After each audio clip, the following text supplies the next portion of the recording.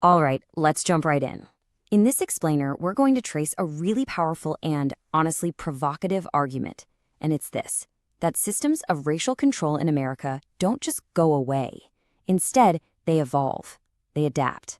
So let's explore how this cycle has played out over and over again throughout American history. So I want to start with a pretty challenging question. We're often taught the story of steady, linear progress, right? From the end of slavery through the civil rights movement to where we are today. But what if that's not the whole picture? What if a system of racial hierarchy just changed its clothes? To really get this, we need to wrap our heads around a core concept, and this comes from Michelle Alexander's work. It's the idea of a racial caste system. And look, this isn't just about prejudice or individual bias. It's a structured system, a whole setup that locks an entire group of people into a subordinate position, using both the power of the law and the force of social custom. So this is the crucial point we're going to keep coming back to. America has seen this cycle, where one system of control, like slavery, collapses only to be replaced by another, like Jim Crow, which is then replaced by something new.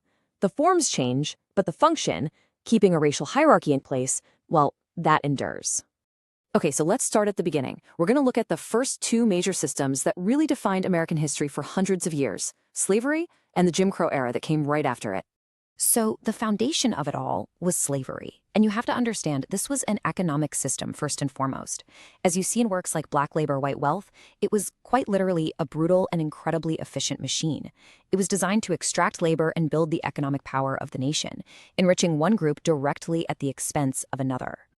Now, when slavery was abolished in 1865, things got messy for a bit. You had this period called Reconstruction. But by 1877, that was over. Federal troops pulled out of the South, and a new system started to take shape. By the 1890s, Jim Crow was the law of the land, a whole legal framework built to replace the social control of the plantation. And it would take the massive, heroic efforts of the civil rights movement to finally start tearing that down. So how did Jim Crow actually work? Well, it stood on four main pillars. You've got legalized segregation, the whites-only signs. Then you have political disenfranchisement, things like poll taxes and literacy tests designed to stop Black people from voting. Economic exploitation continued with systems like sharecropping, and holding it all together was the constant threat and the reality of social terror and violence like lynching. But here's the thing. As the civil rights movement successfully knocked down those legal pillars of Jim Crow, the cycle started all over again. A new system emerged, this time operating under the disguise of crime control, leading to what many scholars now call the new Jim Crow. This quote right here from Michelle Alexander is the absolute key to understanding this new system. We entered an era of so-called color blindness, where it was no longer okay to discriminate based on race. But, as she argues, it became totally legal, totally acceptable to discriminate against criminals. The system found a new, race-neutral language to achieve the same old goals. I mean, just look at the numbers on this slide. The sheer scale of the change is staggering. In the early 1970s, right after the peak of the civil rights era, the prison population was pretty stable. And then it just explodes. It goes vertical. So what happened? The answer, according to this argument, was the war on drugs. Now, this war wasn't fought everywhere. It wasn't fought on college campuses or in wealthy suburbs, even though we know drug use happens in all those places. No, it was waged with military-style tactics, almost exclusively in poor urban communities of color. And that provided all the fuel needed for that massive explosion in incarceration. But see, this system doesn't just work by putting people behind bars. Its real, lasting power is in what happens after they get out. That's what creates this permanent second-class status. You can think of it like a two-stage trap. First, there's the locked-in phase. This is where huge numbers of people, disproportionately Black and brown men, are swept into the system for often minor offenses. But the second stage, locked out, is maybe even more powerful. Once you're released, you carry that felon label for life, which legally bars you from the very things you need to build the stable life. And this is where the parallels become so clear, it's chilling.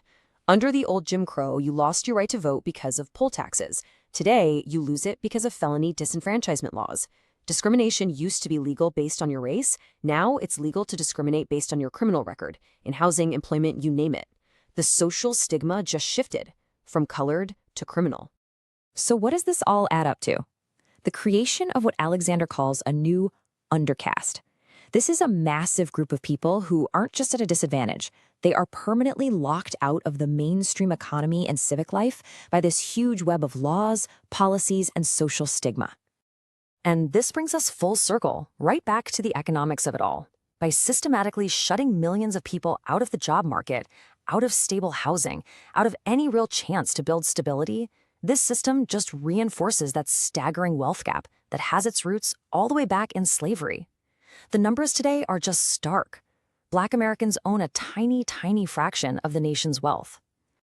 Of course, none of these systems have ever gone unopposed. People have always fought back. But the ways people have resisted aren't all the same. So let's look at two very different approaches to that fight. On one hand, you have thinkers like the contemplative monk Thomas Merton. He was writing during the Civil Rights era, and he was looking at the movement and basically arguing that while changing the laws was absolutely necessary, it wasn't going to be enough to really solve the problem. See, Merton believed the problem wasn't just in the law books, it was deeper. It was in the hearts and minds of people, especially white Americans. He argued that racism was all tangled up with materialism and a kind of spiritual emptiness in society. So for him, just passing a new law wasn't going to fix those deeper moral failings. Okay, now let's do a complete 180. We're going to pivot to a totally different school of thought. This is a tradition that argues that making moral appeals to your oppressor just isn't enough, and that at the end of the day, power has to be met with power.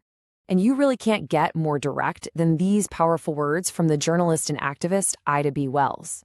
She was writing in the middle of the brutal Jim Crow era, and she argued that when you're faced with the terror of lynching, the only logical response is armed self-defense. And beyond that, she called for using economic power as a weapon against the whole system.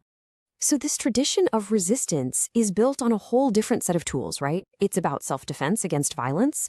It's about economic boycotts to hit the system where it hurts financially. It's about building independent Black institutions. And maybe most importantly, it's about fundamentally rejecting any story about racial inferiority. So as we've traced this whole history, the argument is pretty clear. The symbols of control have morphed over time, from the actual chains of slavery to the humiliating signs of segregation, to the cold bars of a prison cell.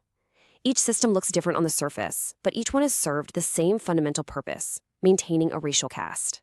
And that's really the question I want to leave you with to think about. If a system of control gets torn down in one form, but it's quickly rebuilt with new language and new justifications, all while creating basically the same racially unequal outcomes, has it really been abolished at all? Thanks for watching.